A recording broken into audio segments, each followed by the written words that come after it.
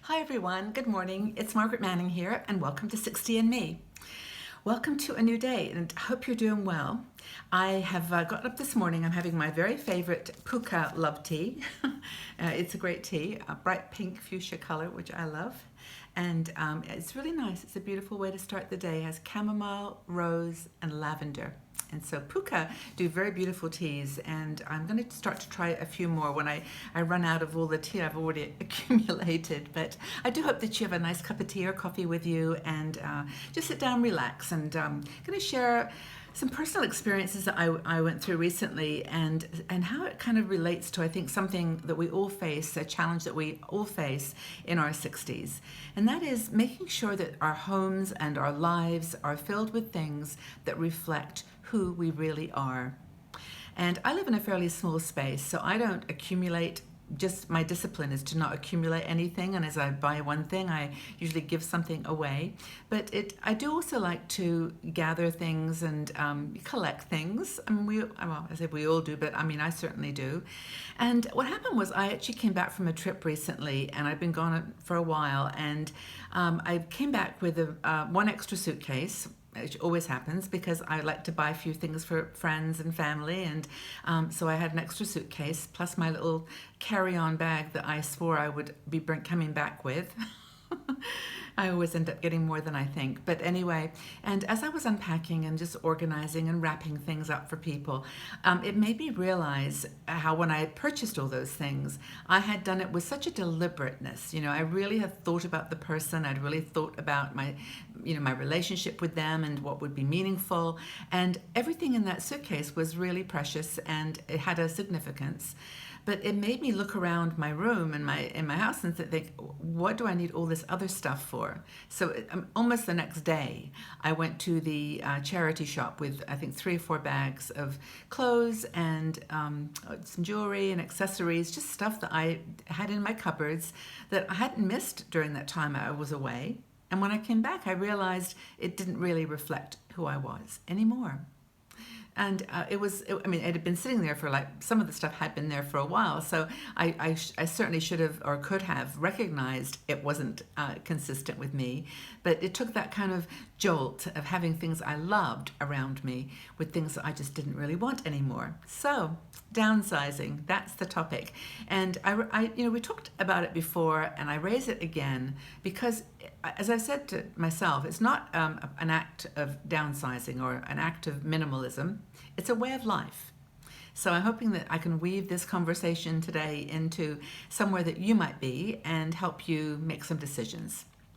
We have a blogger, her name is Michelle Vosberg, and Michelle wrote an article on the dilemmas that she faced when she was trying to downsize. And I related to a lot of them myself. So I'll share with you Michelle's thoughts, and then we can have a look at whether it's aligned to your experience. Now, I'm going to have a little drink of tea because I've got a little bit of a sore throat this morning. Yes, good. That's better. So, anyway, as we age, first we look at everything we've accumulated in the garage, in the cupboards, in the shelves, and we're overwhelmed. That's challenge number 1. So how on earth do you start? Where do you begin to sort out 30 years of life? And especially if your kids have only recently left the house and gone to college or started their own lives.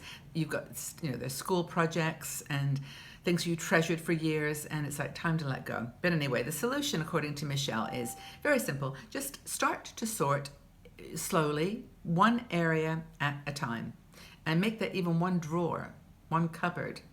And then just sort through it item by item and put things in the piles, to give away, to discard, and to recycle. And at a charity shop or something like that. And the secret that, according to Michelle, is as soon as you start doing this clearing out, get rid of the stuff that you're sorting out, that you don't need anymore, that you don't want. Don't leave it in a box or in a bag. Try really quickly to get it out of the house. Take it down to the charity shop, throw it in the garbage, or donate it. Do something with that stuff you're recycling. And if you're consistent, you'll make progress. That's the most important thing, is to just do it one step at a time, one drawer at a time, and just don't beat yourself up. When I did my major downsizing about 6-7 years ago now, it took me 3 months. I scanned everything that was paper, except for a few things. I scanned all paper into my computer, and I threw, and all my kids' projects at school, everything that I just said to them, guys, it's going away because I can't carry it around the world anymore with me. And so anyway, point is, as soon as you finish one area, one cupboard, one drawer, get rid of that stuff and then start on the next. And that's the thing. Do it religiously, and you will find it a lot easier. You'll get into a habit of doing it. The next thing is, how do you part with really precious things or expensive gifts? Things that people gave you that were really treasures, but you just they don't suit you anymore. You don't wear them. I mean, the last batch that I took some necklaces, and me and my necklaces, I love them, but there were some that I just never wore. And I thought somebody else would love these. And that, I think, is the secret, is to look at your possessions and say, if they don't enhance who I am, then they're not for me anymore. Even if they cost money that you really worked hard for, or try to find someone you can give them to that that's nice too. If you've got someone in your family that would love this item, let them have it. Just give it to them. If it's something that is really expensive and you just don't need it, then of course there's eBay and other online services where you can get some money for your precious items. But the point is, if you've got things that are old world, old fashioned, and you're living in a beach home now with all white and blue, you just aren't going to ever put it out there anymore. Let someone else enjoy it. That's it's going to make you feel good. Your stuff has to help you to enhance your life, make you feel better, and that's really important. But if it's expensive or something precious, let it go. Just let it go. Honestly, somebody else will get the joy from it. Another dilemma is, what do you do with things that you might need someday? This is a really hard one, because when I was cleaning up my big cleanup a few years ago, it was like, do I really need that wine bottle opener? Yes. Don't throw that away, because you'll be sitting there one night and you'll think, oh, I really fancy a glass of wine, and then you can't find a bottle opener or a wine opener, corkscrew. But I mean, that's an obvious example, but there are some things like, you don't want to have to buy things again. So if it's something that you really need, like Michelle mentions crutches. So she said she got rid of the crutches eventually. I mean, what are the chances she'll break her ankle a third time? I don't know if that was her case. It was certainly mine. I broke my ankle twice in 3 years. And then I had crutches, in the garage. And then I thought, I'm not going to break my ankle again. Let them go. And I donated them. So that was a good example. And Michelle gives the example of having 5 coffee carafes. Coffee is great, but you don't need 5. My favorite one was my berets. Having said that, I bought new ones, but I had about, must have been 20 berets. I just love berets. And I finally decided 3. I only need 3. Black, pink, and I think a red or a maroon color. And I got rid of all the rest. I think I'm back up now to probably 10, but not 20.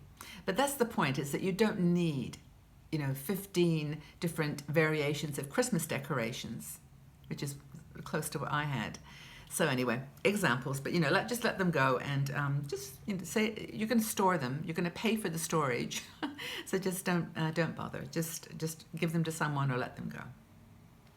Now, how do you sort out your clothes? This is really a hard one because, I say it's a hard one. I mean, if you've got your style down now and you know what the 3 words are that describe you, you should be able to go pretty quickly through your closet and pull out the things that don't fit you or don't fit your style anymore. But the truth of the matter is, I think we spend probably, I don't know what the proportion is, but we spend a lot of our money on clothing and shoes and coats, and just giving them away or throwing them away is really hard. So I think it's really, for me, it was a matter of just thinking seasonally. And, I actually live in a climate now which is pretty much the same all year round. I just layer. But if you don't live in that sort of climate, then you can just put all your summer things in one box and put those in storage. And then wear the current season. And just find those 3 or 4 basic items that you notice yourself wearing all the time. and let the others go. It's hard with clothes though, because sometimes you fall in love with a color or a texture or a style, and maybe it doesn't suit you anymore, or you just don't wear it. But anyway, you got to let that. So you got to just window shop to get that fantasy out of your mind, and just enjoy window shopping, magazine viewing, and just let the clothes go. Another one is, this is the fifth dilemma, is how do you get rid of sentimental things? Now, as I was mentioning, I scanned all my papers, and in doing that, I found Mother's Day cards, cute little poems that my sons had written for me in school. Things that were really heartfelt, and oh gosh, little teeny gifts. And there were a few things that I'd been carrying around. A bracelet just had it had a significance for me that was super deep, and I just, in fact, I kept that one. I kept my bracelet, and my little dog, when she died, I wanted to keep every teddy bear, and I ended up keeping just her little collar. But it's just, sentimental things don't have to be everything.